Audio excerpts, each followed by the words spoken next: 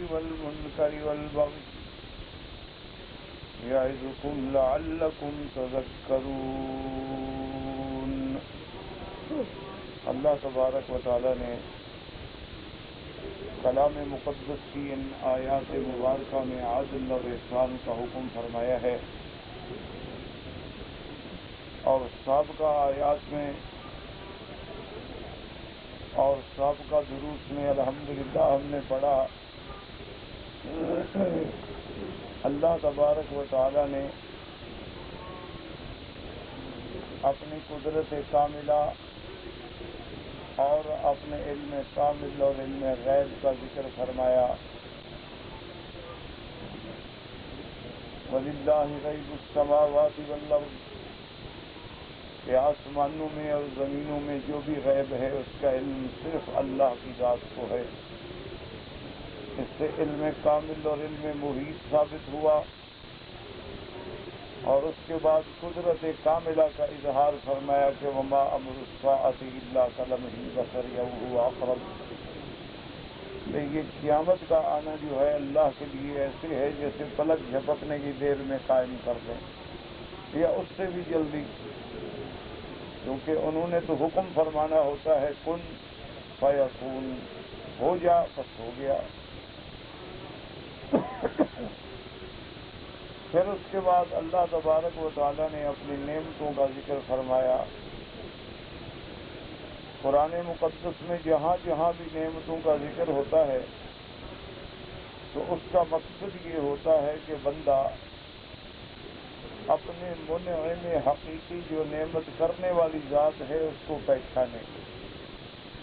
اس لیے اللہ نے فرمایا کہ وہ ذات پاک جس نے اخرجکم من بطون امہاتکم، تمہیں تمہاری ماؤں کے پیٹ سے نکالا، لا تعلمون شیئا، تم کچھ بھی نہیں جانتے، پھر اللہ نے تمہیں جعل لکم السمع والبصر، قوت سماعت سے نوازا، قوت بصارت سے نوازا، اور تمہیں سمجھنے کے لیے، فہم کامل کے لیے دل عطا فرمایا۔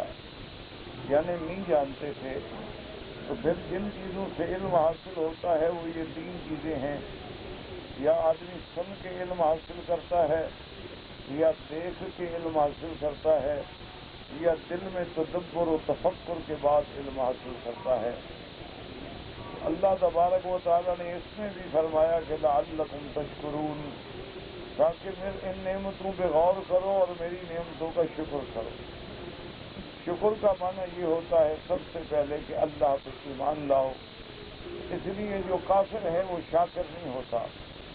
سب سے پہلا شکر ہے کہ اللہ پر ایمان لائیں، اور اس کے بعد شکر یہ ہے کہ اللہ نے جو نعمتیں ہمیں دی ہیں وہ ہمارے بدن میں ہیں یا باہر ہیں، ان سب کو اللہ کے حکم کے مطابق استعمال کریں، اور اس کے بعد پھر آخری درجہ ہوتا ہے کہ زبان سے بھی الحمدللہ کہیں، تاکہ اللہ تبارک و تعالیٰ کا شکر جو ہے وہ قلب سے بھی، قالب سے بھی، لسان سے بھی اور جوارح سے بھی کر سکیں۔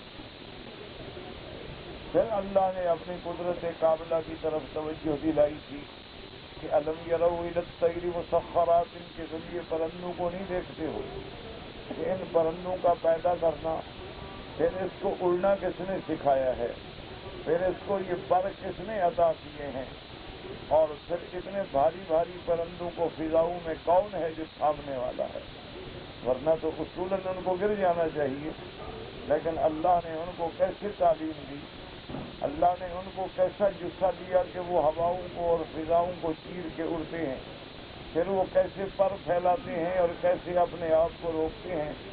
ان سب کو پیدا کرنے والا کون ہے؟ وہ اللہ تبارک و تعالی ہے۔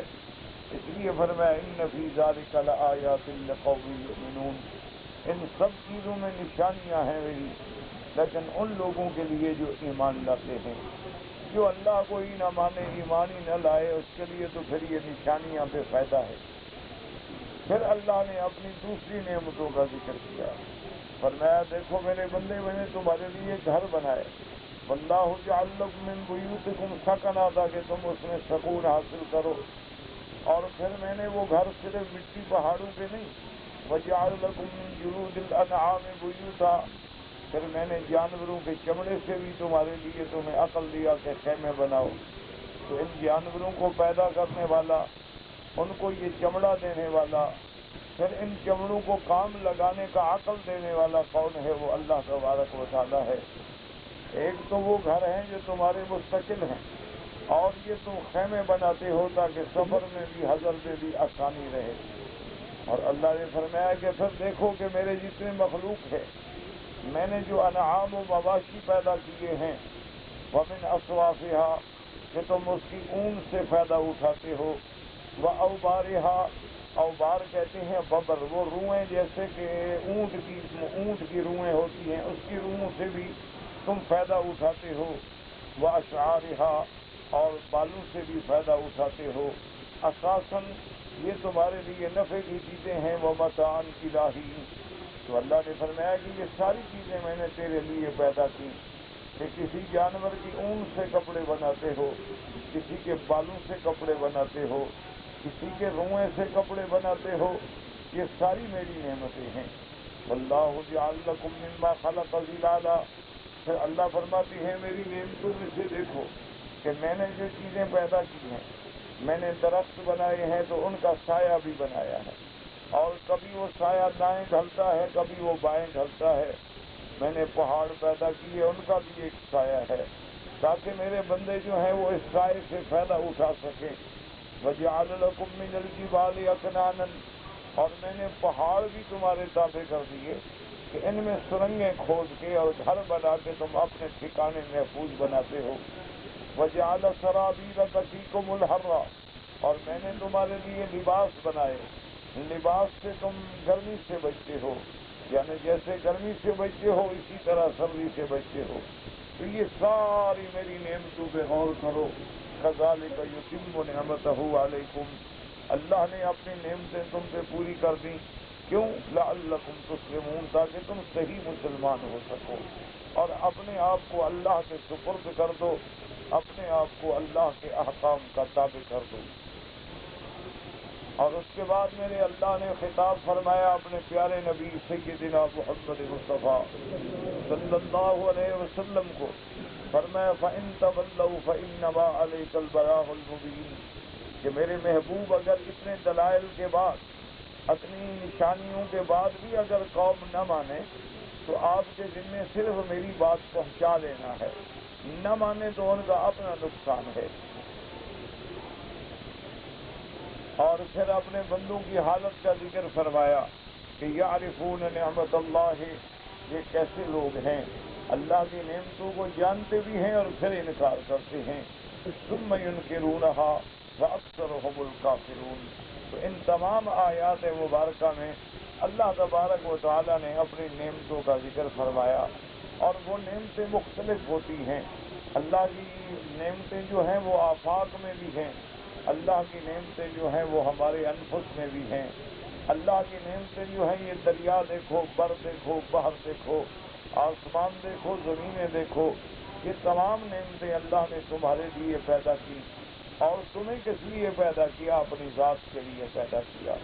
اس لیے اللہ فرماتے ہیں هو الذی خلق لکم ما فی الارض جمیعا، جو کچھ زمین میں نعمتیں ہیں میرے بندے یہ سب تیرے لیے ہیں، اس سے دانے اگتے ہیں تو تیرے لیے ہیں، اس سے پھل اگتے ہیں تو تیرے لیے ہیں، اس سے درخت پیدا ہوتے ہیں تو تیرے لیے ہیں، یہ آسمانوں کی چھت تیرے لیے ہے، یہ تاروں کی چاندنی تیرے لیے ہے، یہ سورج کی روشنی تیرے لیے ہے، یہ چاند کا نورانی چہرہ تیرے لیے ہے، لیکن صرف تو میرے لیے ہے۔ وما خلقت الجن والانس الا لیعبدون۔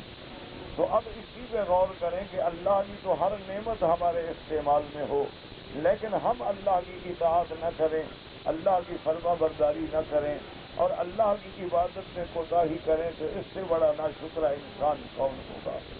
اس کے بعد اللہ نے فرمایا کہ اب انتظار کرو کہ اب قیامت ہوگی تو کیا ہوگا۔ وَيَوْمَ نُبْعَثُ مِنْ كُلِّ أُمَّةٍ شَهِيدًا، قیامت والے دن ہم ہر امت سے، ہر جماعت سے، ہر قوم سے ایک گواہ کھڑا کریں گے، وہ گواہ ان پہ گواہی دے گا، اور وہ دن ایسا ہوگا لا یؤذن للذین کفروا، اس دن نہ تو کافروں کو کسی بات کہنے کی اجازت ہوگی اور نہ عذر کرنے کی اجازت ہوگی، کیونکہ وہ قیامت جو ہے وہ دار الجزا ہے۔ اللہ نے فرمایا کہ میرے محبوب وہ ایسا دن ہوگا وَإِذَا رَأَى الَّذِينَ ظَلَمُوا الْعَذَابَ، کہ وہ لوگ جنہوں نے کفر کیا، وہ لوگ جنہوں نے شرک کیا، وہ لوگ جنہوں نے اللہ کے سوا غیر کی عبادت کی، وہ لوگ جنہوں نے اللہ کے بجائے قبروں پہ سجدے کیے، غیر اللہ کی نظر نیاز اور منتیں دی، فرمایا جب قیامت کے دن عذاب دیکھیں گے تو وہ عذاب ایسا ہوگا فَلَا يُخَفَّفُ عَنْهُمْ، نہ تو عذاب میں کوئی تخفیف ملے گی وَلَا هُمْ يُنظَرُونَ، اور نہ ان کو مہلت ملے گی۔ اور اس کے بعد اللہ نے فرمایا وَإِذَا رَأَى الَّذِينَ أَشْرَكُوا شُرَكَاءَهُمْ، یہ مشرکین جو ہیں قیامت والے دن جب دیکھیں گے جن کو انہوں نے اللہ کا شریک بنایا تھا، کیا مانا کہ بعض لوگ فرشتوں کی عبادت کرتے ہیں تو فرشتوں کو دیکھیں گے، بعض لوگ جو حضرت عیسیٰ علیہ السلام کو خدا سمجھتے ہیں تو وہ عیسیٰ علیہ السلام کو دیکھیں گے، بعض لوگوں نے جو اللہ کے فرشتوں کو اللہ کی بیٹیاں بنایا ہے تو وہ دیکھیں گے، اور بعض لوگ جو بزرگوں کی قبروں پہ سجدہ کرتے ہیں وہ بزرگوں کو دیکھیں گے، تو وہ اللہ کے آگے کہیں گے مولا یہ وہ لوگ ہیں جن کو ہم نے تیرے سوا پکارا تھا، ان کو ہم نے تیرے سوا مشکل کشا اور حاجت روا سمجھا تھا۔ اللہ فرماتے ہیں کہ میرے محبوب پھر وہ کیا ہوگا فَأَلْقَوْا إِلَيْهِمُ الْقَوْلَ، وہ سارے کے سارے ان کو کہیں گے کہ تم جھوٹ بولتے ہو، ہم نے کسی کو نہیں کہا کہ اللہ کا شریک بناؤ، ہم نے کبھی نہیں کہا ہے، اسی لیے میں نے عرض کیا تھا کہ بغیر کسی اختلاف کے، بغیر کسی جھگڑے کے آپ تاریخ اٹھا کے دیکھ لیں، یعنی اللہ کا قرآن موجود ہے، احادیث رسول عربی صلی اللہ علیہ وسلم موجود ہیں، صحابہ کی زندگی موجود ہے، اسی طرح ائمہ محدثین، اسی طرح اولیاء اللہ جو گزرے ہیں ان کی بھی زندگی موجود ہے۔ کیا کوئی بندہ کسی بھی کتاب سے یہ ثابت کر سکتا ہے کہ ان اولیاء اللہ نے کہا ہو کہ ہماری قبروں پہ سجدہ کرو، ان اولیاء اللہ نے کہا ہو کہ ہمارے قبروں پہ طواف کرو، ان اولیاء اللہ نے کہا ہو کہ ہمارے نام پہ نظر نیاز دو؟ وہ تو ساری زندگی توحید پھیلاتے رہے، وہ ساری زندگی اللہ کے دین کی دعوت دیتے رہے، وہ اللہ تبارک و تعالیٰ کا دین سمجھاتے رہے، وہ قیامت میں بھی انکار کریں گے۔ اب اللہ فرماتا ہے کہ جب مشرکین قیامت میں ہر طرف سے نا امید ہو جائیں گے وَأَلْقَوْا إِلَى اللَّهِ يَوْمَئِذٍ السَّلَمَ وَضَلَّ عَنْهُمْ مَا كَانُوا يَفْتَرُونَ، اب وہ کہیں گے کہ مولا ہم بالکل ہر بات ماننے کے لیے تیار ہیں، لیکن اس دن اس اعتذار کا یا توبہ کا کوئی فائدہ نہیں ہوگا، کیونکہ وہ دن جو تھے وہ گزر گئے۔ اور پھر اللہ نے فرمایا الذین کفروا وصدوا عن سبیل اللہ، میرے محبوب ایک تو وہ ہیں جو خود کافر ہیں اور ایک وہ ہیں جو لوگوں کو بھی میرے رستے سے روکتے ہیں۔ وصدوا عن سبیل اللہ، کیسے روکتے ہیں؟ کیا مانا؟ جیسے ابو جہل تھا زور سے روکتا تھا، فرعون تھا اپنی قوت سے روکتا تھا، نمرود تھا وہ اپنی قوت سے روکتا تھا، اور ایک روکنا یہ ہوتا ہے کہ لوگوں کو طاقت قوت سے نہیں بلکہ ان کے سامنے غلط عقیدہ پیش کر کے ان کو شرک میں اور بدعات میں الجھا کے اللہ کے راستے سے روکتے ہیں، تو یہ بھی اللہ کے آگے اللہ کے دین سے روکنا ہے۔ یعنی کوئی آدمی کسی کو قبروں پہ سجدے پہ لگا دے تو اللہ کی توحید سے روک رہا ہے، کوئی آدمی کسی کو بدعات میں الجھا دے تو گویا سنت سے روک رہا ہے۔ تو اس لیے اللہ نے فرمایا کہ یہ وہ لوگ ہیں، ایک تو خود بھی کافر بنے اور لوگوں کو بھی روکا، وصدوا عن سبیل اللہ، ان کا انجام کیا ہوگا؟ فرمایا زدناہم عذابا فوق العذاب بما كانوا یفسدون، میرے محبوب ہم ان کو دگنا عذاب دیں گے، ہم ان کے عذاب کو بڑھا دیں گے۔ ایک تو ان کو ان کے کفر کو کا عذاب ملے گا، ایک لوگوں کو روکنے کا عذاب ملے گا، اس لیے کہ انہوں نے جو فساد کیا زمین میں۔ اور اس کے بعد فرمایا وَيَوْمَ نَبْعَثُ فِي كُلِّ أُمَّةٍ شَهِيدًا عَلَيْهِمْ مِنْ أَنفُسِهِمْ، اور میرے محبوب قیامت والے دن جب ہم ہر امت سے ایک گواہ کو کھڑا کریں گے، وہ گواہ کون ہوں گے؟ ہر امت کا نبی، ہر امت کے پیغمبر جو ہیں وہ قیامت میں اپنی امت سے گواہی دیں گے کہ یا اللہ ہم نے تو آپ کا دین پہنچایا لیکن انہوں نے نہیں مانا، ہم نے تو آپ کی توحید کی دعوت دی لیکن انہوں نے اپنے بتوں کو نہیں چھوڑا۔ اور اللہ نے فرمایا کہ میرا مدنی آپ کی شان یہ ہے وجئنا بک شہیدا علی ہؤلاء، کہ ان تمام پیغمبروں پہ پھر تیری گواہی ہوگی محمد رسول اللہ صلی اللہ علیہ وعلی آلہ واصحابہ وسلم، پھر آپ گواہی دیں گے کہ میرا مولا یہ تیرے پیغمبر سچ کہہ رہے ہیں، انہوں نے تیری دعوت پہنچا دی ہے لیکن قوموں نے نہیں مانا۔ اسی لیے حضور پاک فرماتے ہیں، میرے آقا سرکار دو عالم رحمت مجسم سیدنا محمد رسول اللہ صلی اللہ علیہ وسلم فرماتے ہیں کہ قیامت کا دن جب ہوگا تو بعض پیغمبر ایسے ہوں گے جن کے ساتھ 100 آدمی ہوگا، بعض پیغمبر ایسے ہوں گے جن کے ساتھ 10 آدمی ہوں گے، بعض پیغمبر ایسے ہوں گے جن کے ساتھ چند آدمی ہوں گے، بعض پیغمبر ایسے ہوں گے جن کے ساتھ کوئی بھی نہیں ہوگا۔ تو یہ معاملہ جو ہے ہدایت کا، یہ اللہ کے ہاتھ میں ہے۔ اسی سے ہمیں سبق ملتا ہے کہ علماء حق کو چاہیے کہ وہ حق کی دعوت پہنچاتے رہیں، وہ اللہ کا دین پہنچاتے رہیں، وہ اللہ کی توحید سناتے رہیں، وہ حضور کی سنت کی طرف بلاتے رہیں۔ اب اگر لوگ مانیں گے تو ان کا اپنا بھلا ہے، اور اگر نہیں مانیں گے تو اپنی آخرت کو بگاڑیں گے، کہنے والے کا نقصان نہیں ہوگا۔ یعنی جس پیغمبر کے ساتھ کوئی بھی مسلمان نہ ہو تو اس نبی کا تو کوئی نقصان نہیں۔ آپ دیکھ لیں کہ 950 سال سیدنا نوح علیہ السلام نے دعوت دی، اور 950 سال میں کتنے مسلمان ہوئے جو کشتی میں ساتھ؟ 950 سال دن رات صبح و شام اللہ کی توحید کی دعوت دی، لیکن ایمان لانے والے کون تھے جتنے کشتی کے اندر موجود ہیں؟ تو یہ اللہ تبارک و تعالیٰ کی ہدایت اللہ کے ہاتھ میں ہے۔ اس لیے فرمایا کہ میرے محبوب ہم آپ کو سب پہ گواہ بنا کے لائیں گے۔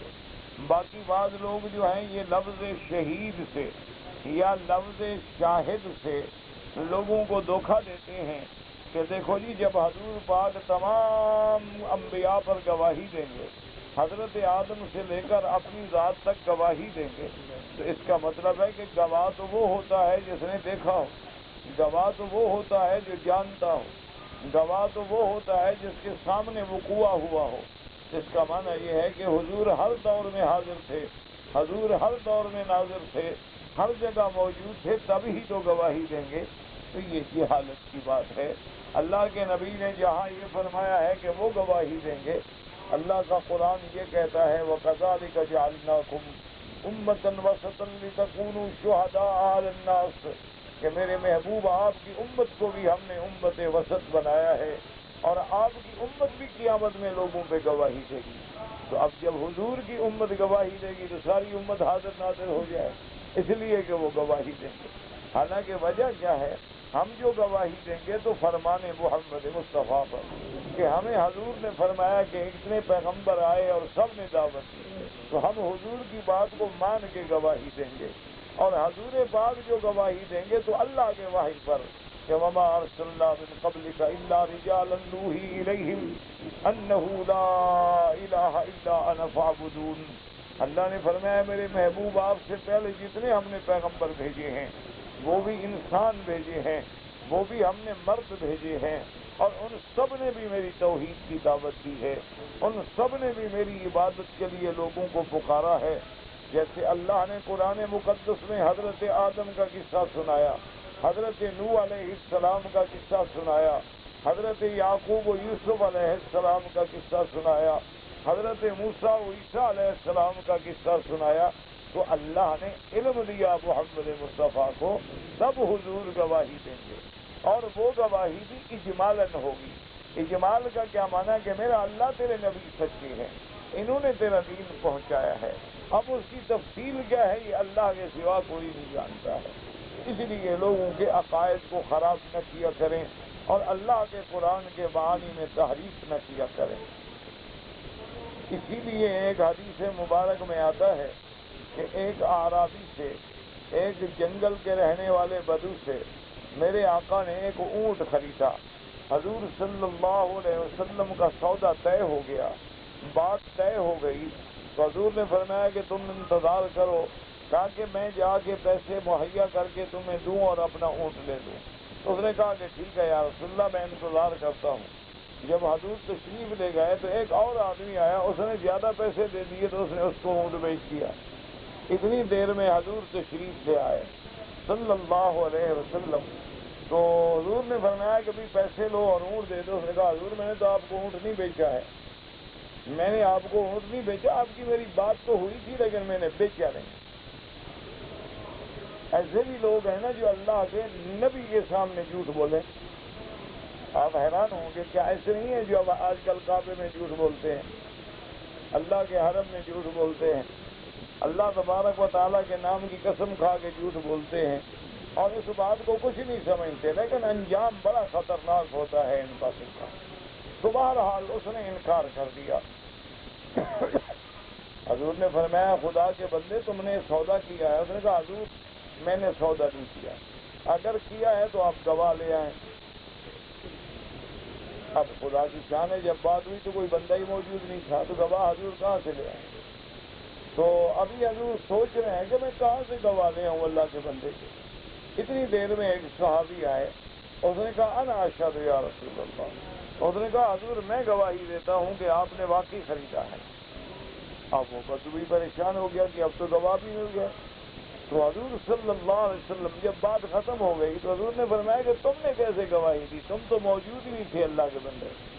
جب ہماری بات ہوئی ہے تو وہ حاضر ہی نہیں تھے, موجود ہی نہیں تھے, تم نے دیکھا نہیں سنا نہیں. اس نے کہا یا رسول اللہ جب آپ پہ جبریل آتا ہے تو ہم موجود ہوتے ہیں, جب آپ پہ اللہ کا قرآن اترتا ہے تو ہم دیکھتے ہیں. اگر اتنی بڑی بات آپ کی زبان سے مان لیتے ہیں تو ایک اونٹ کا معمولی سودا ہے تو آپ کی زبان کافی ہے. جب آپ نے فرما دیا ہے کہ میں نے خریدا ہے بات ختم ہو گئی, تو لہذا میں تو آپ کی زبان پہ گواہی دے رہا ہوں صلی اللہ علیہ وسلم. تو حضور اتنے خوش ہوئے, آپ نے فرمایا کہ میرے اس صحابی کا آج کے بعد جہاں 2 گواہوں کی ضرورت ہو وہاں اس کی ایک کی شہادت کافی ہے. اسی لیے تو دیکھیں یہ ہوتا ہے, معنی یہ ہے کہ اب وہ موجود نہیں ہے, لیکن جب حضور نے فرما دیا تو بات ختم ہو گئی. اسی لیے ابو جہل لعنہ اللہ نے جب سیدنا ابی بکر الصدیق رضی اللہ تعالی عنہ کہ آگے حضرت صدیق کی خدمت میں کہا کہ یا ابی بکر, ابو بکر تمہیں پتا ہے کہ آج تیرے دوست نے کیا کہا ہے. تو حضور اب صلی اللہ علیہ وسلم کے بارے میں سیدنا ابی بکر نے فرمایا کہ کیا کہا ہے. ہم نے کہا کمال کی بات ہے بھائی, پہلے تو بات ہوتی تھی, آج تو عجیب بات کہہ دی ہے جو دنیا کا کوئی بندہ بھی نہیں مان سکتا. حضرت صدیق نے فرمایا کہ بات کیا ہے. اس نے کہا کہ حضور فرماتے ہیں کہ ایک رات میں مجھے مکے سے لے کر مسجد اقصیٰ تک اسراء ہوا اور اس کے بعد اللہ نے مجھے معراج کرائی ہے, اور میں معراج میں پہلا آسمان, دوسرا, تیسرا, چوتھا, پانچواں, چھٹا, ساتواں حتیٰ کہ سدرۃ المنتہا تک بھی گیا ہوں, اور ابھی رات نہیں گزری تھی کہ میں واپس بھی آ گیا. تو حضور صلی اللہ علیہ وآلہ آلہ وصحبہ وسلم کا یہ اسراء اور معراج یہ ایک رات میں ہو جانا یہ تو بہت مشکل ہے.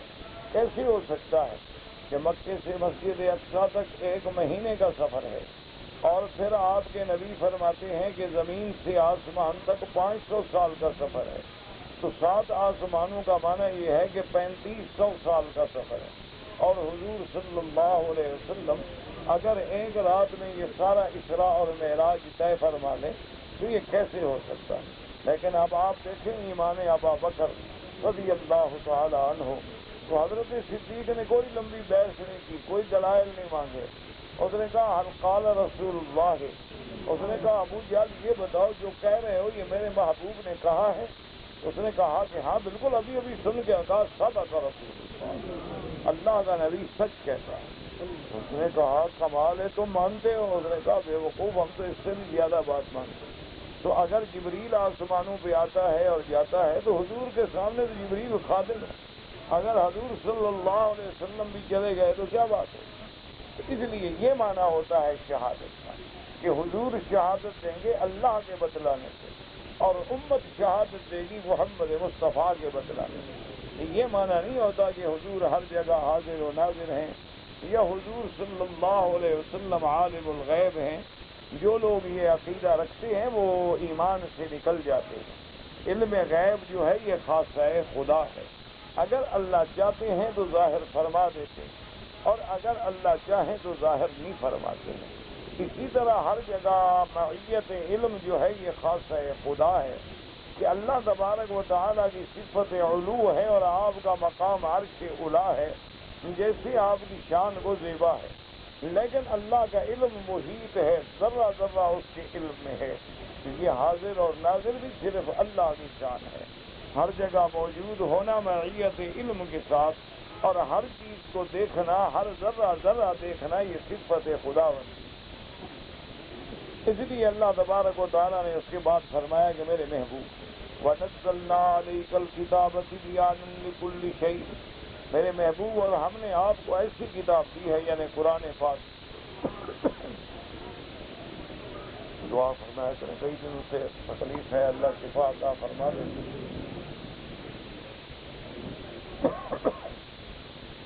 کیونکہ شفا تو اللہ کے ہاتھ میں ہے، اور اپنا اپنا یقین ہوتا ہے۔ میرا تو یہی یقین ہوتا ہے کہ جب آپ ساتھیوں میں کسی کے دل سے دعا نکل جاتی ہے تو کام ہو جاتا ہے۔ اللہ تبارک و تعالیٰ شفا عطا کر دیتے ہیں، کیونکہ اللہ دلوں کی بات سنتے ہیں۔ یہ جو ہے نا ہم زبان سے کہتے رہتے ہیں، اس کا کوئی فائدہ نہیں ہوتا۔ اصل دعا وہ ہوتی ہے جو بندے کے دل سے نکلتی ہے، اور جب وہ درد سے پکارتا ہے تو پھر اَمَّن یُجِیبُ الْمُضْطَرَّ اِذَا دَعَاهُ، اللہ کے قرآن کا وعدہ ہے کہ جب دکھیارا مجھے پکارتا ہے تو اس کی پکار میں سنتا ہوں، وَيَكْشِفُ السُّوءَ، اور اس کی تکلیفوں کو میں ہٹاتا ہوں۔ تو اس لیے جب آدمی اللہ سے دعا کرتا ہے تو اس وقت الحمدللہ اس کی رحمت آ جاتی ہے۔ تو اللہ آپ کو بھی اور ہر بیمار کو بھی اور مجھے بھی اور سب کو شفاء کاملہ صحت عاجلہ سے نوازیں تاکہ اللہ کے دین کی کام کر سکیں۔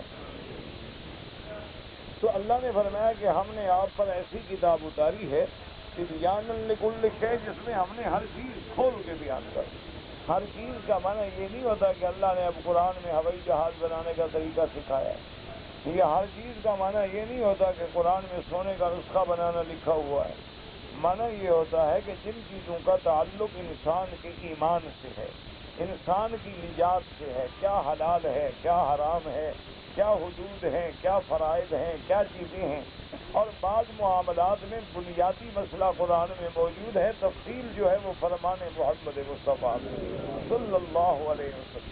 وَنَزَّلْنَا عَلَيْكَ الْكِتَابَ تِبْيَانًا لِكُلِّ شَيْءٍ، اور وہ قرآن کیا ہے، وہ ہدی وَرَحْمَةً وَبُشْرَىٰ لِلْمُسْلِمِينَ، اور قرآن جو ہے وہ سراپا ہدایت ہے، اور قرآن جو ہے وہ رحمت ہے، قرآن جو ہے وہ ایمان والوں کے لیے خوشخبری دینے والی کتاب ہے، لیکن ہدایت بھی ان کے لیے ہے، رحمت بھی ان کے لیے ہے جو ایمان لاتے ہیں۔ تو یہ سارے سبق کے بعد جو آج ہم نے سبق پڑھا ہے اس میں اللہ فرماتے ہیں ان اللہ یأمر بالعدل والإحسان وإيتاء ذی القربى وینہی عن الفحشاء والمنکر والبغی یعظکم لعلکم تذکرون۔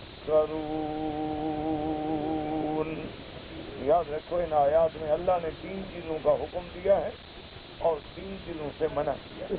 3 چیزوں کا حکم کیا ہے؟ العدل، احسان اور رشتہ داروں کا حق دینا۔ منع کس سے کیا؟ فحشاء، منکر اور بغی۔ تو 3 چیزوں کا مثبت حکم ہے اور 3 چیزوں کا منفی ہے، یعنی 3 چیزوں کے کرنے کا حکم ہے اور 3 چیزوں سے بچنے کا حکم ہے۔ یہ ایک ایسی جامع معنی کامل مکمل آیت ہے کہ علماء نے لکھا ہے کہ صرف اسی آیت پہ غور کرو تو پورا نظام عالم جو ہے وہ درست ہو سکتا ہے۔ اور اس آیت کی شان مبارک میں صحیح روایات میں آتا ہے کہ ایک شخص جس کا نام تھا اقسم ابن السیفی، یہ ایک قبیلے کے سردار تھے، ان کا نام ہے اقسم ابن سیفی، یہ بہت بڑا قبیلہ تھا، اس کے سردار تھے۔ تو ان کو جب حضور صلی اللہ علیہ وسلم کے بارے میں خبر ملی کہ اللہ کے نبی، اللہ کے پیغمبر سیدنا محمد الرسول اللہ نے اپنی نبوت و رسالت کا اعلان کیا ہے، تو اس نے ارادہ کیا کہ میں جا کے حضور پاک کی خدمت میں حاضر ہو کے ملاقات کروں، پتہ کروں کہ آپ کیا کہتے ہیں۔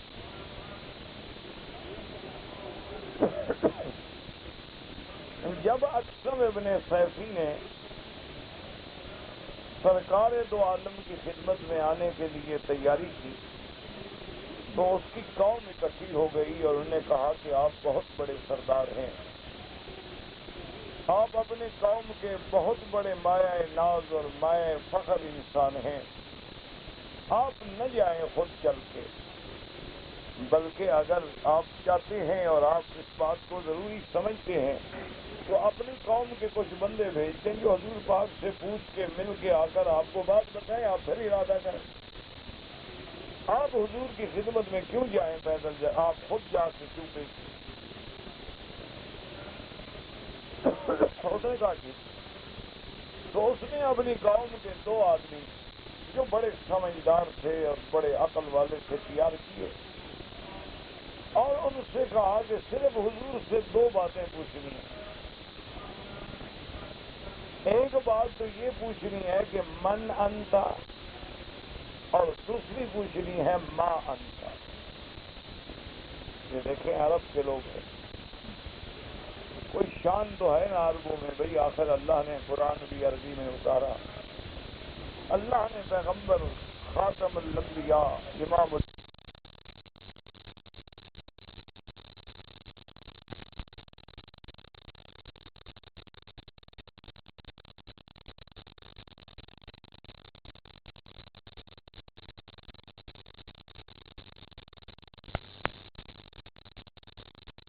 رکھا، تو اس نے کہا کہ دو باتیں پوچھنی ہے، صرف اتنی، من انتا، آپ کون ہیں، ما انتا، آپ کیا ہیں۔ بس یہ دو باتوں کا سوال پوچھ کے جو حضور جواب دیں وہ میرے پاس ہے۔ وہ دونوں آدمی حضور کی خدمت میں آئے، رحمت دو جہاں کی خدمت میں آئے اور آ کے کہا کہ یا رسول اللہ صلی اللہ علیہ وسلم، ہم نے آپ سے صرف دو باتیں پوچھنی، ایک بات تو یہ ہے کہ من انتا، آپ کون ہیں، اور دوسری بات یہ ہے کہ ما انتا، آپ کیا ہیں۔ تو حضور نے فرمایا کہ پہلی تمہارے سوال کا جواب تو یہ ہے کہ انا محمد ابن عبداللہ، میرا نام محمد ہے، عبداللہ کا بیٹا ہوں، بس۔ اور دوسری بات کا جواب یہ ہے کہ اللہ نے مجھے رسول بنا کے بھیجا، جہاں میں محمد ابن عبداللہ ہوں وہاں میں محمد الرسول اللہ ہوں، اور اللہ تبارک و تعالی نے مجھ پہ وحی اتاری ہے، اور اللہ کی شان ہے کہ یہ آیت مبارک اتر چکی تھی تو حضور نے یہی آیت تلاوت کروائی کہ ان اللہ یأمر بالعدل والإحسان وإیتاء ذی القربى وَيَنْهَىٰ عَنِ الْفَحْشَاءِ وَالْمُنْكَرِ وَالْبَغْيِ يَعِظُكُمْ لَعَلَّكُمْ تَذَكَّرُونَ۔ بس حضور نے پڑھی اور وہ بندے چلے گئے۔ جب اکثر ابن سیفی کے پاس پہنچے تو انہوں نے کہا کہ سردار جب ہم نے پوچھا کہ من انتا تو اس میں تو آپ نے زیادہ توجہ نہیں فرمائی، بس اتنی فرما دیا کہ محمد ابن عبداللہ، میں عبداللہ کا بیٹا ہوں، عبد المطلب کا پوتا ہوں، زیادہ تفصیل بیان نہیں کی۔ ورنہ آدمی اپنا خاندان اور اپنی قوم اور اپنا نسب اور اپنا حسب اور اپنا فخر بیان کرتا ہے نا، لیکن سرکار دو جہاں صلی اللہ علیہ وسلم ان چیزوں سے بہت بلند ہے۔ لیکن میرے سردار، ہم نے مدینے والوں سے، مکے والوں سے پوچھا ہے، وہ بتلاتے ہیں کہ حضور بہت بڑے خاندان سے، وہ حضور نے خود تو نہیں بتلایا، لیکن عبداللہ اور عبد المطلب یہ ہیں، یہ قریش کے بہت بڑے خاندان بنو ہاشم کے ہیں، تو حضور صلی اللہ علیہ وسلم بے اعتبار حسب کے، بے اعتبار نسب کے بھی بہت اعلیٰ ہیں۔ اور دوسری بات جب ہم نے پوچھی کہ آپ کیا ہیں تو اس پر حضور نے بڑی تفصیل سے جواب دیا، فرمایا کہ میں اللہ کا رسول ہوں، اللہ نے مجھ پہ وحی بھیجی ہے اور اللہ نے مجھے یہ حکم دیا ہے کہ میں آپ لوگوں کو یہ بات پہنچا دوں کہ اللہ حکم دیتے ہیں عدل کا، احسان کا، ایتاء ذی القربی کا، اور اللہ منع فرماتے ہیں فحشاء سے، منکر سے اور بغی سے۔ یہ اللہ کی طرف سے تمہارے لیے موعظت ہے تاکہ تم نصیحت پکڑو۔ تو یہ آیت مبارک بھی حضور نے ہمیں سنائی ہے۔ تو اقسم ابن سیفی نے جب سنا تو کہنے لگا کہ اے میری قوم، سچی بات پوچھتے ہو، صدق رسول اللہ، کہ اللہ کے نبی نے سچ کہا ہے۔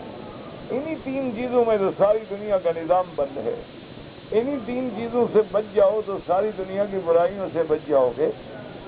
میرا یقین ہے کہ وہ اللہ کا سچا نبی ہے، لہذا میں اپنی قوم کو حکم دیتا ہوں کہ تاخیر نہ کرو، دیر نہ کرو کہ ہم پیچھے رہ جائیں، جلدی چلو اور ساری قوم لے کے ہم مسلمان ہو جائیں۔ تو ساری کی ساری قوم جو ہے اس آیت کو سن کے مسلمان ہو گئی۔ تو اقسم ابن سیفی اور اس کی قبیلے کا اسلام کا سبب صرف یہ آیت ہے مبارک۔ اسی طرح دوسری روایات میں آتا ہے کہ حضرت عثمان ابن مظعون رضی اللہ تعالی عنہ فرماتے ہیں کہ میں نے اسلام تو قبول کر لیا، میں اسلام میں داخل ہو گیا، لیکن میرے دل کو وہ یقین کی جو کیفیت ہوتی ہے وہ ابھی نہیں ملی، کہ حتیٰ کہ ایک دن میں نے حضور پاک کی زبان مبارک سے یہ آیت سنی، ان اللہ یأمر بالعدل والاحسان وایتاء ذی القربی، تو کہتا ہے خدا کی قسم اس کے بعد پورا ایمان جو ہے میرے دل میں راسخ ہو گیا اور بالکل میں یقین اور عین الیقین کے منازل پہ پہنچ گیا۔ تو فرماتے ہیں کہ میرے ایمان و ایقان کا سبب جو ہے وہ بھی یہی آیت مبارک۔ اور اسی طرح مفسرین کرام نے یہ بھی لکھا ہے کہ میرے آقا کے قرآن پاک کی یہاں اور آیات ہیں، وہاں یہ آیت مبارک بھی ہے کہ جب ولید المغیرہ جو ہے یہ کافر تھا اور کافروں میں بہت بڑا آدمی تھا، اور یہ ولید بن المغیرہ کون ہے؟ یہ حضرت خالد کا والد ہے۔ حضرت خالد جو تھے وہ ولید کے بیٹے تھے، اور ولید جو ہے یہ مکے اور طائف کے بڑے لوگوں میں شمار ہوتا تھا اور بڑا سمجھ والا اور عقل والا اور فہم والا۔ تو اس نے حضور پاک سے جب یہ قرآن کی آیات سنی تو اپنے سرداروں کو آ کے کہنے لگا، کہتا ہے واللہ ان فیہ لحلاوۃ وان علیہ لطلاوۃ، کہنے لگا خدا کی قسم محمد مصطفیٰ جو کلام پڑھتا ہے نا اس کلام میں ایک مٹھاس ہے، جیسے مٹھاس آدمی کو کھینچتی ہے، اور علیہ لطلاوۃ، اس کے اوپر ایک رونق ہے، وہ کلام جو ہے ایسا خوش نما ہے۔ وَإِنَّ أَصْلُهُ لَمُورَقٌ وَإِنَّ أَعْلَاهُ لَمُثْمَرٌ وَأَنَّهُ لَيْسَ مِنْ كَلَامِ الْبَشَرِ، اور وہ کلام ایسا ہے معلوم ہوتا ہے اس کی جڑیں زمین میں اتری ہوئی ہیں، اور معلوم یہ ہوتا ہے کہ اس کی شاخوں پہ پھل لگنے والا ہے، اور یہ بھی یقین ہے مجھے وہ کسی بندے کا کلام نہیں ہے، وہ یقیناً حضور سچ کہتے ہیں کہ اللہ کا کلام ہے۔ تو یہ وہ آیات مبارکہ ہیں۔ اسی لیے مفسرین کرام نے لکھا ہے کہ اگر اللہ تبارک و تعالی ہمیں سمجھنے کی توفیق عطا فرمائے اور ہم صرف اسی آیت کو اپنا ایمان بنا لیں اور اپنا حفظ جان بنا لیں تو ہماری ہدایت کے لیے کافی۔ یہی وجہ ہے آپ نے دیکھا ہوگا کہ پورے عالم میں ہر جمعہ کے دن یا عید کے دن یا جمعہ کے دن خطبے کے اندر یہ آیت لازماً پڑھی جاتی ہے کہ ان اللہ یأمر بالعدل والاحسان وایتاء ذی القربی، تاکہ ہر مسلمان کو ہر جمعہ کے دن ان آیات کا تذکرہ دہرا دیا جائے۔ اب اللہ نے تین چیزوں کا حکم دیا ہے، ایک جو ہے وہ ہے عدل، دوسری چیز ہے احسان، تیسری چیز ہے ایتاء ذی القربی۔ تو اب سمجھیے کہ عدل کیا ہے۔ تو اب علماء نے یہ لکھا ہے کہ عدل جو ہے ایک بظاہر معنی ہوتا ہے انصاف، عدل کا معنی ہوتا ہے برابری، عدل کا معنی ہوتا ہے کہ بالکل دونوں پلڑے جو ہیں بالکل عین برابر ہوں۔ اسی طرح جیسے حکم ہے نا کہ اذا حکمتم بین الناس، کہ اگر تم دو آدمیوں کے درمیان میں فیصلہ کرو تو عدل سے کرو، کسی کی فیور نہ ہو، کسی کی رعایت نہ ہو، کسی سے رشتہ داری کا یا مال کا یا دولت کا دعویٰ نہ ہو، بلکہ عین پلڑے برابر ہوں۔ اسی طرح عدل جو ہے وہ اعتقاد میں ہے، علماء نے لکھا ہے کہ عدل اعتقاد میں ہے، اسی طرح عدل جو ہے وہ اعمال میں ہے، اسی طرح عدل جو ہے وہ اخلاق میں ہے۔ عدل اعتقاد کا کیا معنی ہے کہ اللہ کی وحدانیت کا اقرار کرو لیکن حد سے نہ بڑھ جاؤ۔ اسی طرح عدل اعتقاد میں کیا ہے کہ پیغمبر کو نبی مانو، انبیاء کی نبوت و رسالت کا اقرار کرو، تو یہ عدل ہے۔ اب اگر تم نبی کو خدا بنا دو یا اولیاء کو پیغمبر کے درجے پہ لے آؤ یا حضرت علی کا درجہ بڑھا کے نبی سے بھی بڑھا دو تو یہ عدل نہیں ہوگا، یہ انصاف نہیں ہوگا۔ اعتقاد کا عدل یہ ہے کہ خدا خدا ہے، نبی نبی ہے، ولی ولی ہے، ملک ملک ہے، ائمہ ائمہ ہیں، صحابہ صحابہ ہیں۔ اب آپ دیکھیں نا جی کہ ساری دنیا میں جتنے اولیاء گزرے ہیں، اگر ہم سارے اولیاء کو بھی اکٹھا کریں تو حضور کے ایک صحابی کے برابر نہیں ہو سکتے۔ اس کی وجہ کیا ہے کہ انہ صاحب رسول اللہ صلی اللہ علیہ وسلم، اس کو حضور کی صحبت ملی۔ حضور کی صحبت جو ہے وہ اتنا بڑا مقام ہے کہ ولایت نہیں پہنچ سکتی، تو اس لیے یہ عدل ہے۔ اسی لیے یہ نہیں ہے کہ قبر پہ جا کے ان کے لیے دعا مانگنے کے بجائے قبروں سے دعا مانگنی شروع کر دو، تو یہ عدل نہیں ہوگا، یہ انصاف نہیں ہوگا، یہ زیادتی ہوگی۔ کہ جو بندے خود موت آ گئی جن کو، اور جو بندے خود قبروں میں سو گئے، اور جو بندے خود اللہ کی رحمت کے محتاج ہیں، اور جو بندے خود قیامت کی انتظار میں ہیں، وہ ہمارے مشکل کشا کیسے ہو سکتے ہیں، ہمارے حاجت روا کیسے ہو سکتے ہیں؟ اسی طرح عدل جو ہے معاملات میں ہے کہ جب لین دین کرو تو عدل کرو، اپنے گھر میں عدل کرو، اپنی بیوی سے عدل کرو، اپنے بچوں سے عدل کرو، اپنے رشتہ داروں سے عدل کرو۔ اسی طرح عدل جو ہے وہ اخلاق میں ہے کہ کسی کے آگے اتنا نہ جھک جاؤ کہ نعوذ باللہ اس کے تواضع کے بجائے وہ ذلت بن جائے، اور اتنا نہ اکڑ جاؤ، اتنا نہ سخت ہو جاؤ کہ ٹوٹ جاؤ۔ ہر چیز میں ایک عدل ہے۔ حضور صلی اللہ علیہ وسلم نے فرمایا کہ اگر کسی سے دوستی رکھتے ہو تو دوستی ایسی نہ رکھنا کہ اس کو اپنے سارے راز بتلاتے رہو، ہو سکتا ہے کہ کبھی وہ تمہارا دشمن بن جائے۔ اور کسی سے دشمنی رکھو تو اس کو بھی ایک حد تک رکھنا، ایسا نہ ہو کہ کل دوست بنو تو پھر آنکھیں بھی سامنے نہ ہو سکیں۔ تو ہر چیز میں ایک عدل کا حکم۔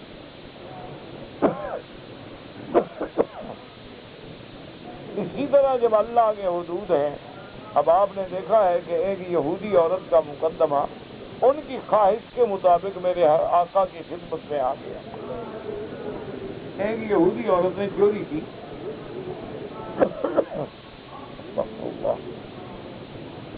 تو اس کا مقدمہ جو ہے ان کی خواہش پر حضور کی خدمت میں آ گیا۔ اصل میں یہودی بڑے مکار ہیں نا، کہ فائدہ اٹھانے کے لیے سوچتے ہیں۔ انہوں نے یہ سوچا کہ جب ہمارا معاملہ حضور کی خدمت میں جائے گا، ہم مسلمان تو ہے نہیں، ہم تو یہودی ہیں، اور حضور ہماری رعایت کریں گے، اس لیے کہ ہم مسلمان ہو جائیں تو ہمارے لیے بھلا ہو جائے گا۔ حضور صلی اللہ علیہ وسلم کے پاس جب معاملہ آیا اور معاملہ ثابت ہو گیا تو اسلام کی حکم ہے کہ چور کا ہاتھ کاٹا جائے، چاہے وہ مرد ہو یا عورت ہو۔ جب چوری ثابت ہو جائے گی تو ہاتھ کٹے گا۔ اب وہ گھبرا گئے، انہوں نے کہا کہ ہم نے تو مکر یہ کیا تھا کہ حضور ہمارے ساتھ رعایت کریں گے، لیکن حضور تو وہی سزا دینے والے ہیں جو تورات میں بھی یہی سزا ہے۔ تو انہوں نے کہا کہ کوئی ایسا آدمی تلاش کریں جو حضور کو شفاعت کرے، سفارش کرے۔ تو بہرحال حضور صلی اللہ علیہ وسلم کے محبوب تھے حضرت زید، بیٹے بنے تھے، ان کا بیٹا تھا حضرت اسامہ بن زید، تو وہ حب رسول اللہ صلی اللہ علیہ وسلم، وہ اس کو شفاعت کے لیے لے آئے۔ تو حضور صلی اللہ علیہ وسلم کو اس نے آ کے عرض کیا کہ یا رسول اللہ صلی اللہ علیہ وسلم، یہ یہودی ہیں، مسلمان تو ہے نہیں، اور اگر آپ تھوڑی سی رعایت فرما دیں۔ تو حضور غصے میں آ گئے اور فرمایا تشفع فی حد من حدود اللہ، آپ نے فرمایا اچھا تم اللہ کے حدود میں سفارش کرتے ہو؟ لو ان فاطمۃ بنت محمد اعاذها اللہ سرقت لقطعت یدہا، کہ کیا کہہ رہے ہو؟ اگر میری بیٹی بھی خدا نہ خواستہ سیدہ فاطمہ الزہرا رضی اللہ تعالی عنہا و ارضاہا نعوذ باللہ اعاذہ اللہ، اگر وہ بھی چوری کرتی تو میں ہاتھ کاٹنے کا حکم دیتا کہ مجھے حکم ہے عدل، ان تحکموا بالعدل اذا حکمتم بین الناس، جب لوگوں کے درمیان میں فیصلہ کرو تو پھر عدل کا فیصلہ کرو۔ اور اسی لیے یاد رکھیں کہ پورا نظام جو ہے وہ عدل پہ قائم ہے۔ اب آپ دیکھیں نا جی، اللہ نے ستارے بنائے، آسمان بنایا، چاند بنائے، کواکب بنائے، ابراج بنائے، ثوابت ہیں، سیارات ہیں، سب ایک عدل ہے۔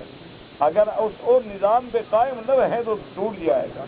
اسی لیے آپ دیکھتے ہیں کہ یہ عینک ہے، یہ بھی ایک چیز ہے جو اپنے مقام پہ قائم، اگر اونچے نیچے ہو جائے تو پھر آپ استعمال نہیں کر سکیں۔ ہر چیز کے اندر ایک عدل ہے، ہر چیز کے اندر جب تک عدل نہیں ہوگا اس وقت تک فائدہ نہیں ہوگا۔ اور دوسری چیز کیا ہے؟ الاحسان۔ احسان کا معنی ہوتا ہے کہ ہم نے مثلا کسی سے لین دین کیا ہے تو اس سے کچھ زیادہ دے دینا، یہ احسان ہے۔ اس سے مروت میں کچھ زیادہ مہربانی کر دینا، یہ احسان ہے، یہ بھلائی ہے۔ اسی طرح فرمایا وَإِيتَاءَ ذِي الْقُرْبَىٰ، اور اپنے رشتہ داروں کو دینا۔ رشتہ داروں کو دینا صلہ رحمی ہے، اور رشتہ داروں کو دینے میں دو ثواب ہیں، ایک تو صدقے کا ثواب ملتا ہے اور ایک صلہ رحمی کا ثواب ملتا ہے۔ تو ان تین چیزوں کا ان آیات میں اللہ نے حکم دیا ہے، اور تین چیزوں سے اللہ نے منع کیا ہے۔ وہ تین چیزیں کیا ہیں؟ فحشا، ایک ایسی برائی جو کھلی ہے سب کو نظر آئے، اور دوسری چیز کیا ہے؟ والمنکر، منکر بھی کہتے ہیں ہر وہ چیز جس کو شریعت نے حرام کیا ہے۔ والبغی، بغی کا معنی ہوتا ہے کسی چیز کے حد سے گزر جانا، تجاوز کرنا۔ تو تین چیزوں کا اللہ نے حکم دیا اور تین چیزوں سے منع کیا۔ تو اگر انہی چیزوں کو ہم اپنا حفظ جان بنا لیں تو پورے عالم کا نظام جو بگڑا ہے اس کی وجہ یہی ہے کہ عدل نہیں ہے، کہ زور والا جو ہے اپنے زور سے جو چاہے کر لے اور غریب کی کوئی سنتا نہیں۔ آج بھی اگر معاشرے میں، آج بھی اگر ہماری وزارتوں میں، آج بھی اگر ہماری عدالتوں میں عدل ہو جائے تو سارا نظام جو ہے فوراً ٹھیک ہو سکتا ہے۔ اللہ تبارک و تعالیٰ سے دعا کریں کہ اللہ ہمیں اپنے احکام پہ صحیح چلنے کی توفیق دے۔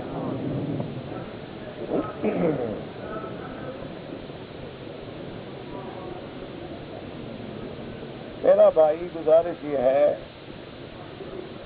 کہ ہر آدمی کے لیے ایک بات آپ سمجھتے نہیں، بار بار خود بھی پریشان ہوتے ہیں، مجھے بھی پریشان کرو۔ یا تو بات کو سمجھا کرو، اگر بات سمجھ نہ آئے تو کسی فارغ ٹائم میں مل کے پوچھ لیا کرو۔ میرا مقصد یہ تھا کہ حضرت عمر نے فرمایا تھا کہ کوئی میاں بیوی 6 مہینے سے زیادہ دور نہ رہے، یعنی یہ ایک حکم تھا۔ اس کے ساتھ میں نے بتلایا تھا کہ اگر آپ کے گھر میں عزت محفوظ ہے اور میاں بیوی راضی ہیں اور نوکری کے لیے بندہ 2 سال باہر آ گیا تو کوئی نکاح میں فرق نہیں پڑتا، اس میں کچھ بھی نہیں ہوتا ہے۔ تو اس لیے بات کو سمجھا کریں، یعنی بہتر یہ ہے، افضل یہ ہے کہ 6 مہینے سے زیادہ دور نہ رہیں، بلکہ اللہ توفیق دیں تو 1 دن سے بھی زیادہ دور نہ رہیں۔ ہمیشہ اپنے بیوی بچوں کو ساتھ رکھیں تاکہ آپ بھی گناہوں سے بچیں اور وہ بھی گناہوں سے بچیں۔ باقی اگر کوئی آپ کو دین کی دعوت دیتا ہے تو مشکل آج یہ ہے کہ دین والے لوگوں پر اعتراض ہوتا ہے، جی ہمیں کہتے ہیں 1 سال کے لیے دین کے لیے نکلو، نوکری کے لیے نکلو تو کوئی اعتراض نہیں، گھر چھوڑ کے 10 سال کافروں کے ملک میں پھرتے رہو تو کوئی اعتراض نہیں۔ اگر کوئی دین کی دعوت دے تو پھر تکلیف ہو جاتی ہے۔ اللہ ہدایت عطا فرمائے۔ اگر ہم نماز وتر جو ہے وہ پڑھیں گے تو امام ابو حنیفہ رحمۃ اللہ علیہ فرماتے ہیں کہ وتر 3 رکعتیں ہیں اور اسی طرح پڑھیں گے جیسے مغرب کی نماز پڑھتے ہیں۔ وہ فرماتے ہیں کہ گویا مغرب جو ہے یہ دن کا وتر ہے اور وہ رات کا وتر ہے، اور تینوں رکعتیں اسی طرح پڑھی جائیں گی کہ 2 رکعتوں پہ کھڑے ہو کے پھر تیسری رکعت پڑھیں گے، پھر دعائیں کریں۔ اور امام احمد بن حنبل رحمۃ اللہ، امام شافعی رحمۃ اللہ علیہ کے نزدیک ہیں تو ان کے نزدیک بھی اسی طرح، لیکن فرق اتنا ہے کہ 2 رکعت پڑھ کے سلام پھیر کے پھر 1 رکعت پڑھ، پڑھتے تو وہ بھی 3 ہیں. کبھی یہ تو نہیں کیا کہ صرف 1 رکعت پڑھی ہو اور پہلے 2 رکعتیں نہ ملائیں، لیکن ان کے نزدیک یہ ہے کہ 2 پہ سلام پھیر کے 1 رکعت پڑھی جائے، اور امام صاحب کے نزدیک یہ ہے کہ سلام نہ پھیرا جائے، اسی طرح پڑھی جائے جیسے مغرب کی نماز ہے. اصل بات یہ ہے کہ یہ تمام طریقے احادیث مبارک میں موجود ہیں. اللہ تبارک و تعالی سب کی نمازیں قبول فرمائے.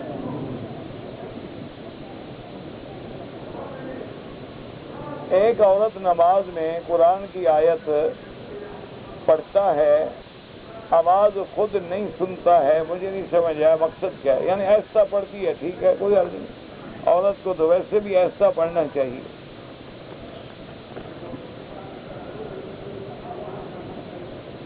ایک آدمی کی اولاد نہیں ہے، اللہ اس کو اولاد نرین عطا فرمائے. جن بچوں کے، جن بیٹیوں کے گھروں میں اولاد نہیں، اللہ سب کو صاحب اولاد بنائے.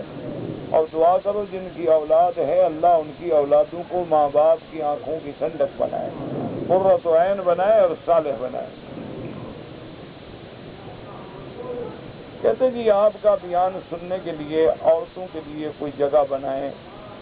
اصل میں میری بیٹی آپ کی جذبات اور آپ کے ارادے پر اچھی بات ہے، لیکن حرم شریف میں آپ دیکھتے ہیں کہ حالات ہیں، ہر طرف درس ہیں، پھر سامنے کعبۃ اللہ کا طواف ہے، تو اس لیے انتظامات کرنے بہت مشکل ہوتے ہیں. اور پھر جب کیے بھی جائیں تو عورتیں پھر حد سے نکل جاتی، تجاوز کرتی. اس لیے بہتر یہ ہے کہ جن بہنوں کو سننے کا خواہش ہے وہ بہتر ہے کہ ایک ٹیپ کیسٹ پہ لے لی اور گھر میں بیٹھ کے سکون کے ساتھ سنا، سمجھا، پردہ بھی، آرام بھی، سکون بھی. اب بہر ہمارے جتنے دوست احباب ہیں وہ کہتے ہیں کہ جی ہم تو آپ کی کیسٹ گاڑی میں سنتے ہیں. میں نے کہا جی صبح نوکری کے لیے جانا ہوتا ہے، گھنٹے 1.5 گھنٹے کی ڈرائیو ہوتی ہے، ہم کیسٹ لگا دیتے ہیں، چلو جاتے جاتے الحمدللہ ایک کیسٹ سن لی. پھر جب واپس آتے ہیں تو گاڑی میں لگا دیتے، تو ٹائم بھی مل جاتا ہے اور سکون بھی ہوتا ہے. اور بجائے اس کے کہ ہم گانے سنتے رہیں، ہم اللہ کا قرآن کیوں نہ سنیں، اللہ کا دین کا درس کیوں نہ سنیں. تو بہرحال اگر ایک عورت کپڑے کے اندر پردے میں سجدہ کرے تو نماز ہو جاتی، ہاں بالکل ہو جاتی. قالین پہ جو سجدہ کرتے ہیں ان کی نہیں ہو جاتی. یہ کتنا موٹا کپڑا ہے، پردے کا کپڑا تو باریک ہوتا ہے، تو اگر قالین پہ ہو جاتی ہے تو پردے والے کپڑے پہ بھی ہو جاتی ہے. وہ مسئلہ یہ ہے کہ اگر نماز میں میری بیٹی کا چہرہ کھلا ہے تو کوئی گناہ نہیں ہوگا، لیکن اگر پردہ وہاں بھی کیا ہے تو سبحان اللہ.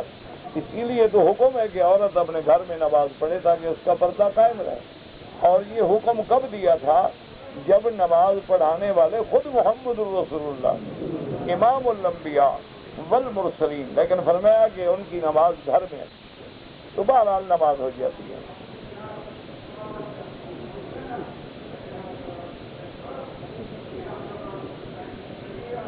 ہاں میری بیٹی اصل میں بات یہ ایک ہے حجاب اور ایک ہے ستر، تو ان دو کو گڑبڑ نہ کرو، یہی لوگوں کو دھوکہ لگتا ہے.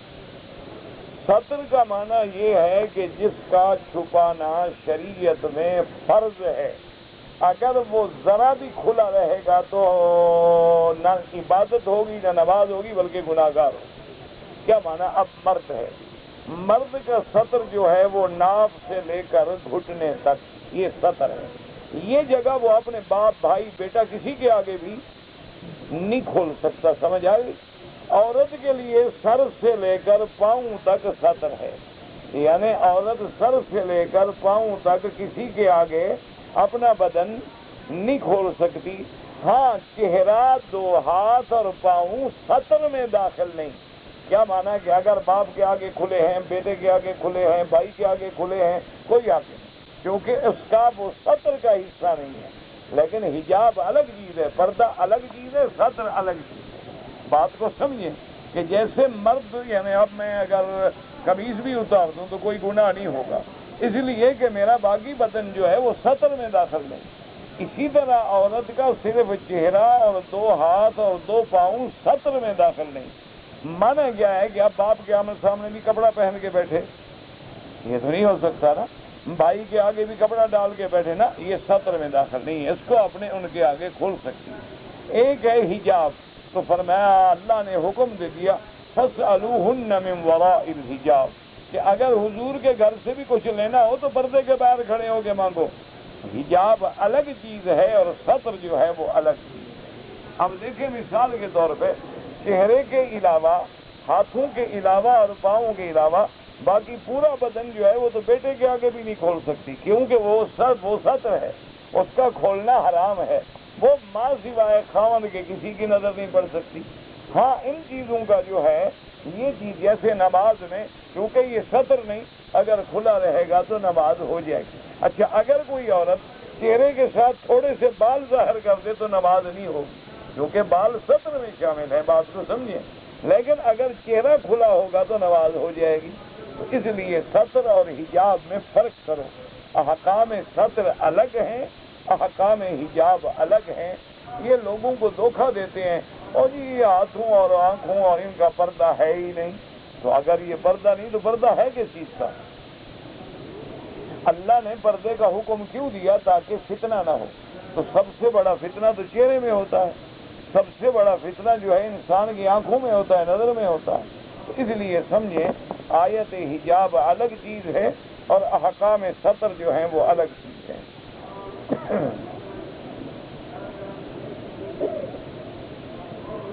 ایک بھائی اپنی والدہ کو جھوٹ بول کے اپنے بھائی کے خلاف نفرت دلاتا ہے، قیامت میں پکڑا جائے گا۔ غیبت اتنا بڑا گناہ ہے کہ جیسے کسی مردار گوشت کو کھانا، اور وہ غیبت بھی اپنے بھائی کی کر رہا ہے اور ماں کو بدظن کر رہا ہے۔ اللہ تبارک و تعالی ہدایت دے۔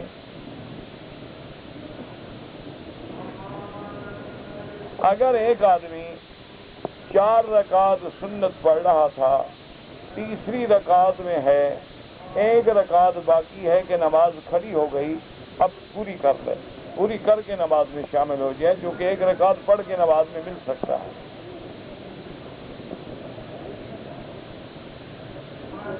اگر ایک آدمی اکیلے نماز پڑھے، سورۃ فاتحہ نہ پڑھے، نماز نہیں ہوگی۔ وہ تو ہے اگر امام کے پیچھے ہو تو مقتدی نہ پڑھے، لیکن خود امام ہے یا اکیلا ہے تو پھر تو فاتحہ پڑھنی ہوگی۔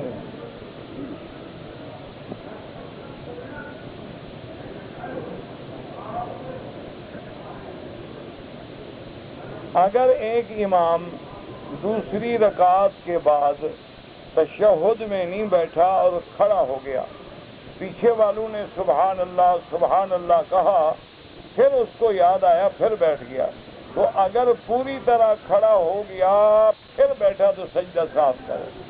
اب اگر اٹھ رہا تھا اور زمین کے قریب تھا تو بیٹھ گیا، پھر کوئی سجدہ صاف نہیں۔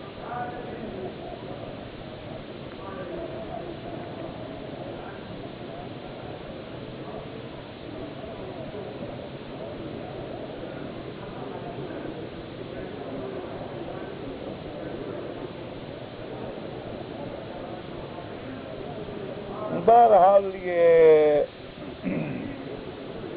جو بات آپ نے لکھی ہے کہ میری بہن بھی اور میری بیوی بھی تھی اور وہ ایک بیڈ پہ سوتی تھیں دونوں اور میں ایک بیڈ پہ سوتا تھا، تو اندھیرا تھا اور میں نے چھیڑا اور میں نے بہن سے برائی کر لی۔ لا حول ولا قوت۔ اچھی بہن ہے کہ وہ برائی پہ خاموش رہی، آپ بھی خاموش رہے۔ بیوی کی اتنی بڑی نیند تھی، اللہ عالم، اگر کہ اللہ کے آگے توبہ کرو، اب کیا کر سکتے۔ انا للہ و انا الیہ راجعون۔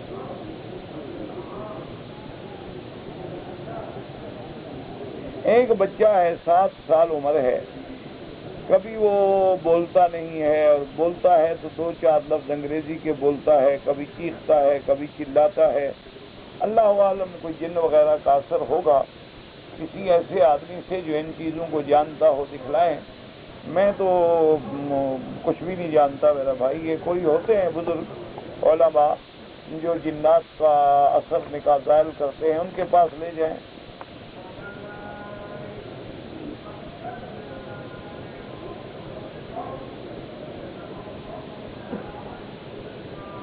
ایک عورت کی عادت ہے ایام حیض کی 5 دن، اب 7 دن ہو گئے لیکن خون آ رہا ہے تو اس کو 10 دن تک دیکھنا ہوگا. 10 دن جب پورے ہو جائیں بس غسل کر کے نماز پڑھے، پھر چاہے خون آتا رہے، وہ بیماری ہے حیض نہیں.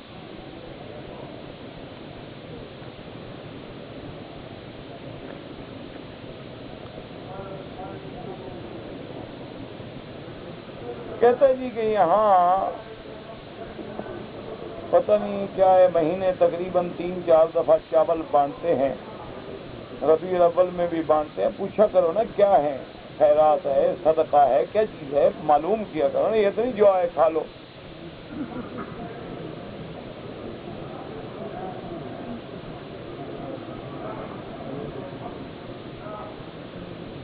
شادی میں لڑکی والوں کی طرف سے کھانا نہیں کھلایا جاتا، شریعت نے منع کیا ہے.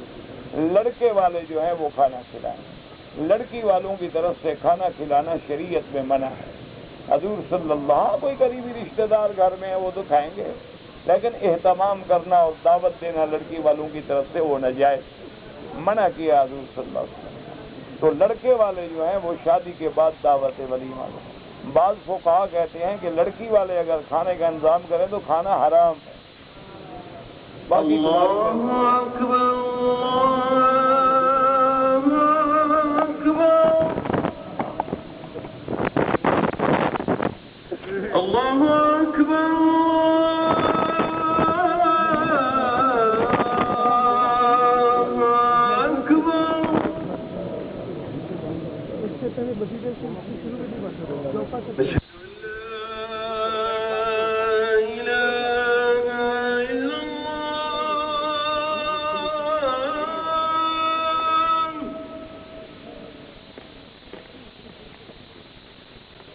أشهد أن لا إله إلا الله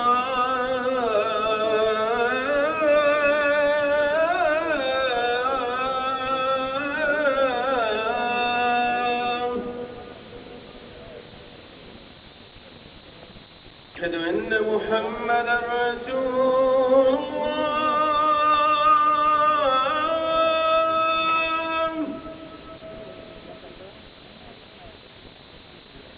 أشهد أن محمدا رسول الله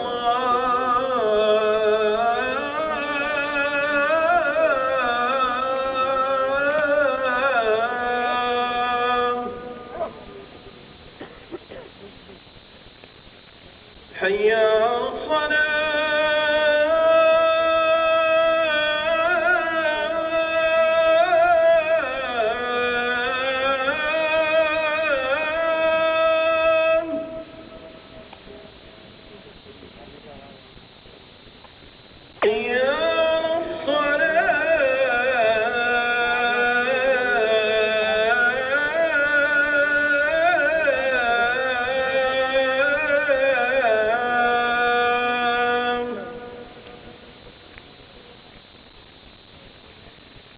حي